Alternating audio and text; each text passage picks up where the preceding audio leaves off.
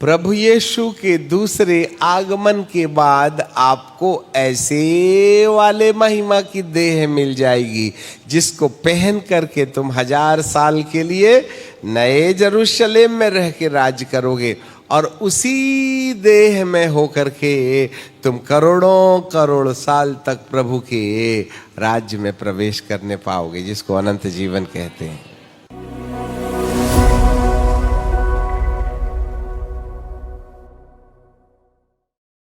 कई बार हम अपनी कलीसियाओं में देखते हैं, अजी सब लोग आते हैं जी, हाँ बालाघाट की कलीसिया भी ध्यान से सुने, अजी सब लोग आते हैं जी, और दुआ जैसे ही खत्म हुई अपना अपना बैग संभाले भागते ही भागते हैं जी। हम क्या बताएं, हम ये भी समेटते हैं, किसी को बोलो ये अनाथों और विधवाओं को खाना खिला रहे, बोले तुम खिलाओ, वहां रहते हो तुम खिलाओ, हम काय को खिलाएंगे। मतलब तुम परोस भी नहीं सकते हो बने बनाए खाने को।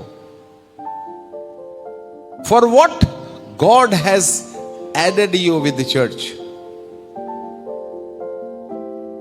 Hallelujah. जो केयर टेकर रहता है उसके सिर में गिर जाते हैं। 100 रुपए में तुमने खरीद लिया है नौकर। भाई साहब, यहां पर बाइबल का परमेश्वर कहता है कि तुम परमेश्वर की बुलावा में कौन सा काम कर सकते हो जिससे कि यहां तो तुमने अपने लिए बहुत बटोर लिया, कम से कम ऊपर भी तो कुछ साथ ले जाते। मैं भूखा था तुमने मुझे भोजन नहीं दिया, मैं नंगा था तुमने कपड़े नहीं दिए, मैं बीमार था तुम मिलने नहीं आए। प्रभु का भवन उजाड़ पड़ा है तो घर को दौड़ा जाता है, इधर घंटी बजी तो आसी, इधर हम नहीं निकलते जनता घर पहुंच जाती। भूख लगी न पेट में 150 चूहे हल्ला मचा रहे हैं। दाने से इतना प्यार है। कोई तो जाते जाते कुर्सी समेट देता, कोई तो जाने के बाद में फर्शी साफ कर देता, कोई तो आता गमले में कोई नया फूल लगा जाता। नहीं जी, वो चर्च में वेरा वेटर होता है ना, वही करें। और परिवार पास्टर साहब का परिवार को पगार हम क्या बात के लिए देते। दशमांश देने के बाद में तो तुमने याजकी समाज को नौकरी में रखा है। ऐसा है। यहां बाइबल का परमेश्वर कहता है उसकी ईश्वरीय सामर्थ जिसका संबंध है जीवन और भक्ति से रखा है, और जीवन और भक्ति के द्वारा ही मनुष्य के जीवन में पिता की महिमा और सद्गुण का जन्म होता है। और जिसके अंदर महिमा और सद्गुण होते हैं वही है जो बुलाया गया है। आपको अपने व्यक्तिगत जीवन के सुधार के लिए बुलावा तो दिया ही दिया है, पर हम कैसे जाने कि आपका जीवन बदला है। नहीं जी, प्रभु ने मेरे को बहुत प्रेम से भरा है, हम तो कमरे में खूब नाच लेते हैं, परंतु पड़ोसी को ऐसा भी नहीं कहते जिससे कि 2 क्विंटल चर्बी कम हो जावे। ये तो भावना का ना मामला है। कभी तो हंस के वाय वाय कर देते, नमस्ते जी, जय मसीह जी। याद रखिएगा। बोलो यीशु प्रभु की। हाँ,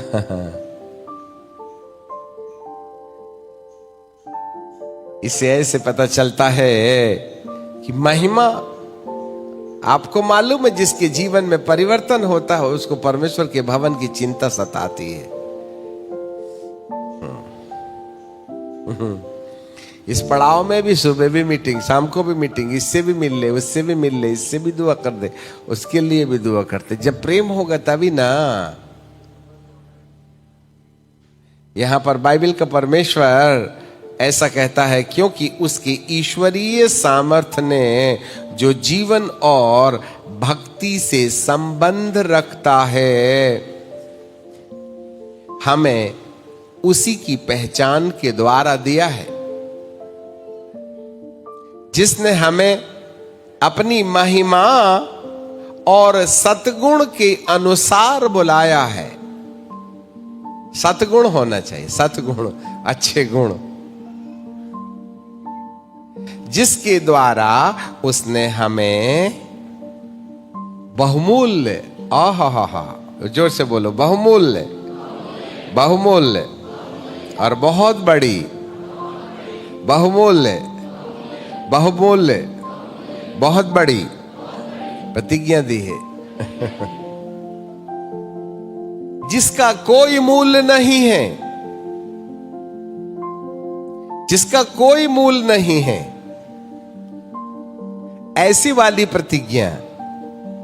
अच्छा, जिसके द्वारा उसने बहुमूल्य, जिसका कोई मूल्य नहीं। अब आप बताइए कौन सी प्रतिज्ञा है जिसका कोई मूल्य नहीं है? कौन सी प्रतिज्ञा हो सकती है जिसका कोई मूल्य नहीं है?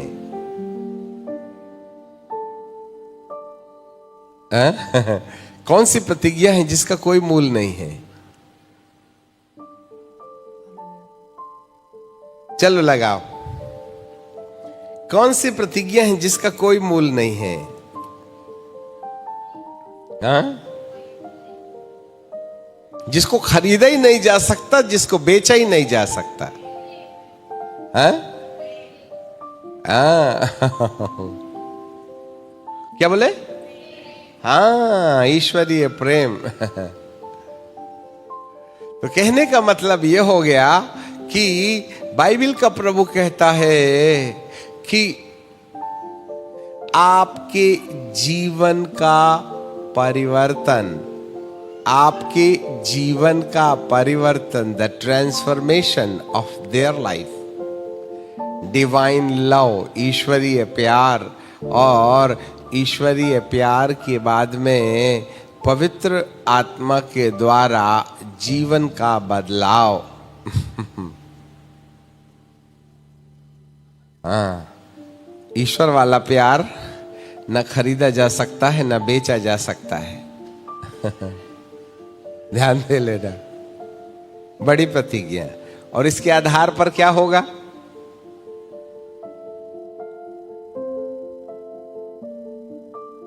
चलो चलो बताओ, इसके आधार पर क्या होगा? हाँ? नहीं नहीं नहीं नहीं, प्रभु यीशु के दूसरे आगमन के बाद आपको ऐसे वाले महिमा की देह मिल जाएगी जिसको पहन करके तुम 1000 साल के लिए नए यरूशलेम में रह के राज करोगे, और उसी देह में होकर के तुम करोड़ों करोड़ साल तक प्रभु के राज्य में प्रवेश करने पाओगे, जिसको अनंत जीवन कहते हैं। अनंत जीवन की प्राप्ति की कोई मूल्य नहीं है। There is no any cost. हाँ, ये बहुमूल्य प्रतिज्ञा। आपको मालूम है जितनी भी बातें मृत्यु के बाद में लागू होती हैं, जितनी भी बातें मृत्यु के बाद लागू होती हैं, यदि आप अनंत जीवन में प्रवेश करने की प्रक्रिया में आ जाएंगे, यदि आप परमेश्वर के राज्य में प्रवेश करने की प्रतिक्रिया में आ जाएंगे, तो बड़ी प्रतिज्ञाएं आपके जीवन में लागू हो जाएंगी। और इस प्रतिज्ञा का आधार है सतगुण।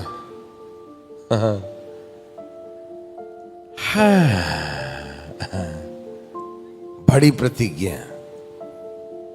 बहुमूल्य प्रतिज्ञा, बहुमूल्य प्रतिज्ञा मृत्यु के पहले, और बड़ी प्रतिज्ञा, बड़ी जिसके द्वारा उसने हमें बहुमूल्य और बहुत ही बड़ी, कितनी बड़ी? ये बहुत बड़ी क्या हो सकती है? महिमा की देह। और बहुमूल्य क्या हो सकती है?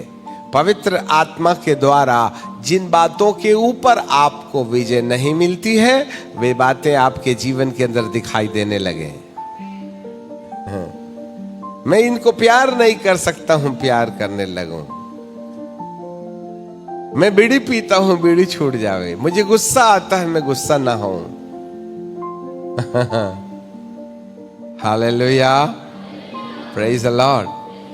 तो यहां पर बाइबल का परमेश्वर हमें एक महत्वपूर्ण बात बताता है, और वो ये है कि प्रभु जी के वचन के अनुसार यदि पवित्र आत्मा की सामर्थ्य में होकर हमारी जिंदगी का रूपांतर हो जाए, ये बहुमूल्य प्रतिज्ञा है। और इसी के आधार पर बड़ी प्रतिज्ञा लागू होती है, और वो ये है कि बहुत बड़ी यीशु के दोबारा आगमन में मुर्दों में से जी उठने का अनुभव, जिसको पहनकर आप इस पृथ्वीलोक से उठाए जाएंगे और स्वर्गलोक के निचले हिस्से में, जहां पर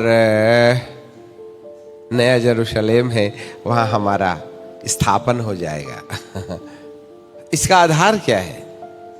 याद रखिएगा, महिमा और सतगुण, सत्य धन गुण, और महिमा को और सत्य गुणों को अपने जीवन पर स्थापित करने के लिए या ले आने के लिए ईश्वरीय सामर्थ्य ने, हमारे पीछे बोलिए, ईश्वरीय सामर्थ्य ने सब कुछ है जो जीवन और भक्ति से संबंध रखता है। तो परमेश्वर ने हमको ये भक्ति सामर्थ्य क्या बात के लिए दी है? For what the holy spirit, the power, the holy spirit is given as the power. पवित्र आत्मा ने हमको क्या बात के लिए सामर्थ्य दिया है? और हम उसको कहां कहां इस्तेमाल करते हैं? हम उस सामर्थ को चंगाई के लिए इस्तेमाल करते हैं जो शरीर में होती है, सामर्थ के काम के लिए इस्तेमाल करते हैं जो भौतिक संसार में होती है। परमेश्वर की सामर्थ को भविष्यवाणी के लिए काम में लाते हैं, 9 प्रकार के वरदानों के लिए काम में लाते हैं। सारे 9 प्रकार के वरदान पवित्र आत्मा की सामर्थ के द्वारा ही होते हैं। अब आप ही बताइए, जितने भी प्रकार के वरदान है उससे फायदा कहां होता है?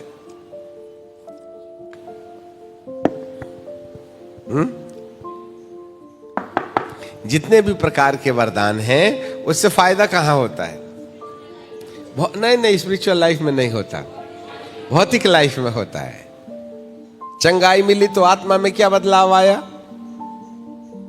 मेरे गरीब हो जाने से तो फाइनेंशियल ब्रेक थ्रू, तुम्हारी बंद फैक्ट्री बंद गई तो, बंद फैक्ट्री खुल गई तो, तुम्हारा कान का बाला गुम गया था, मिल गया तो, तुम्हारी गाय दूध देने लगी तो, तुम्हारा वीजा मिल गया तो, तुम्हारी जमीन जायदाद नहीं थी, जमीन जायदाद मिल गई। आज लोग इतना सताते हैं, अंकल जी मेरा कोर्ट केस चल रहा है, अंकल जी दुआ करो कि मेरे फेवर में आ जाए।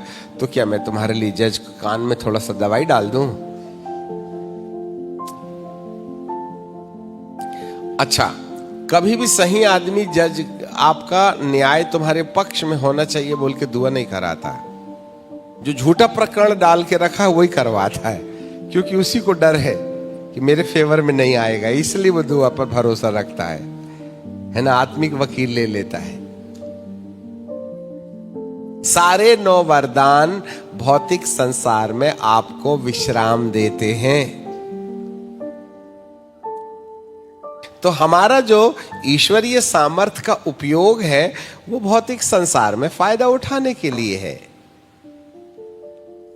ध्यान दो, हमारा भौतिक संसार में फायदा उठाने के लिए उसकी सामर्थ्य का उपयोग है। पर यहां पर जो सामर्थ्य का उपयोग है उसके बारे में प्रभु जी का वचन कहता है, हमारे प्रभु हमारी माफ कीजिएगा, उसके ईश्वरीय सामर्थ्य ने जो सब कुछ जो जीवन और भक्ति से संबंध रखता है, इसका मतलब है ईश्वरीय सामर्थ्य का जो सद उपयोग है वह जीवन से रिलेटेड होना चाहिए। और भक्ति, भक्ति बोलो, भक्ति जोर से, भक्ति। ठीक है, यीशु मसीह ने भी भक्ति किया और भक्ति के कारण उसकी सुनी गई। और हम बाइबल स्कूल के विद्यार्थियों को पढ़ा रहे थे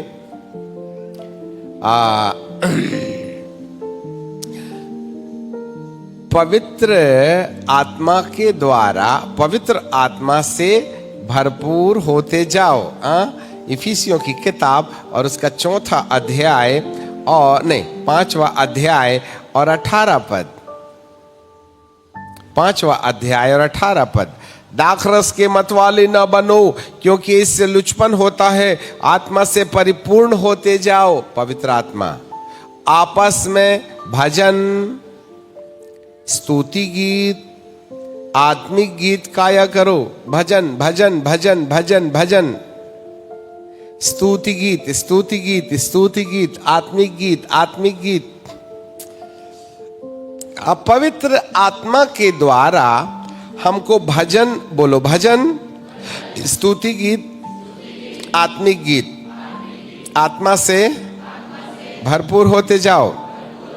भजन, स्तुति गीत, आत्मिक गीत। अब एक पद और निकालिएगा। कुलूसियों की किताब 3 अध्याय 16 पद। कुलूसियों की किताब 3 अध्याय 16 पद। मसीह के वचन को अपने हृदय में अधिकाई से बसने दो और सिद्ध ज्ञान सहित एक दूसरे को सिखाओ, चेताओ और अपने अपने मन में अनुग्रह के साथ परमेश्वर के लिए भजन, स्तुति गीत और आत्मिक गीत। लो साहब, भजन, स्तुति गीत, आत्मिक गीत। अब जरा ध्यान दीजिएगा, वचन को अधिकाई से भरने दो तो भी भजन, स्तुति गीत और आत्मिक गीत है। और इफिसियों के अंदर पवित्र आत्मा से भरपूर होते जाओ तो भी वहां भजन और स्तुति गीत और आत्मिक गीत है। इसका मतलब है तो वचन के द्वारा भरपूर होने के बाद भी भजन और स्तुति गीत और आत्मिक गीत, और पवित्र आत्मा से भरपूर होने के बाद भी भजन, स्तुति गीत और आत्मिक गीत। तो भजन और स्तुति गीत और आत्मिक गीत और भक्ति में इतना दम है कि वचन का भी संबंध भजन, स्तुति गीत, आत्मिक गीत, और पवित्र आत्मा का संबंध भी भजन और स्तुति गीत और आत्मिक गीत। और यहां पर ईश्वरीय सामर्थ्य के द्वारा तुम उसकी भक्ति करते रहो। इसका मतलब है भक्ति कितनी इंपॉर्टेंट है। और हमने आपको बीते दिन ये भी बताया था, इब्रानी की किताब के 5वें अध्याय में और उसके 7वें पद से प्रभु यीशु मसीह के बारे में हमने ये भी देखा था, जहां पर लिखा हुआ है, इब्रानी की किताब उसका 5वां अध्याय और उसका 7वां पद, यीशु अब उसके अपने देह में रहने के दिनों में, उसके अपने देह में रहने के दिनों में ऊंचे शब्द से पुकार कर, आंसू बहा कर, उससे जो उसको मृत्यु से बचा सकता था, विनती और प्रार्थनाएं की, और भक्ति के कारण, और दुख उठा नहीं, और भक्ति के कारण सुनी गई भक्ति। फिर आ गई भक्ति और ईश्वरीय सामर्थ्य का संबंध जीवन और भक्ति। तो भक्ति, भजन और स्तुति गीत कितना इंपॉर्टेंट है, कितना बहुमूल्य है कि वचन का संबंध भी भक्ति से है, आत्मा का संबंध भी भक्ति से है, सामर्थ्य का संबंध भी भक्ति से है। आप ही बताइए, स्वर्ग गए तो तुमको वहां कौन सी ड्यूटी मिलेगी? तो यहीं से सीख के चलो ना। अपन तो मुंह बंद करके बैठे रहते, गाते हैं नहीं, और गाते भी हैं तो सुरताल नहीं मिलता।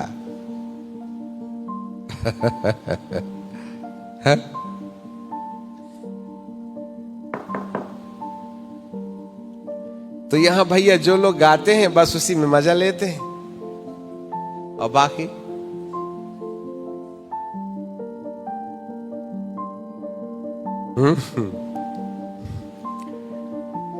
हम डी जॉन रविंद्रनाथ जी से बहुत ज्यादा प्रभावित रहे हैं और सालों साल उनके साथ चलते रहे। जब भी कभी कोई एक व्यक्ति गाना गाता था तो वो माइक छीन लेते थे।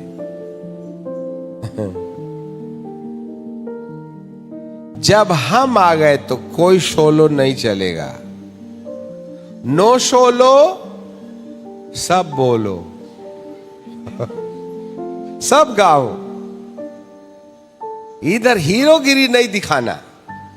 एक बार छिंदवाड़े में एक दीदी गाने लगी, अंकल जी गए और सीधे माइक छीन करके एक चांटा मारे, उतर नीचे पैंट पहन के आइए, पहले कपड़ा पहन के फिर गाना गाना। समझ में आ गई भक्ति। सोलो कोई भक्ति नहीं होती, सोलो है ना। हाँ, आज तो लोगों ने ना स्टेज को परफॉर्मेंस बना रखा है। हाँ, वो होना चाहिए, कभी कभी दान के समय में शोलो चलेगा, परंतु परमेश्वर की आराधना के लिए हर एक व्यक्ति का पार्टिसिपेशन होना चाहिए। Everybody should has to sing the songs. हर एक व्यक्ति को गाना चाहिए, है ना। हमारी प्रारंभिक कलीसिया थी, ऐसा कोई बहन भाई नहीं था जिसके हाथ में छोटी छोटी छोटी छोटी खंजरी, मंजीरा, झुंझांझ, मार्कस ये सब ला ला के रखते थे। हर बहन हर भाई अपने हाथ में कुछ कुछ रखता था। अपने बाइबिल के बैग में छोटी खंजरी, इतना बड़ा मार्कस, इतना बड़ा झंझरी, टुनटुनी, झनक झनक झनक झनक झनक। आज तो आर्कस और मार्कस और अंजरी और खंजरी सब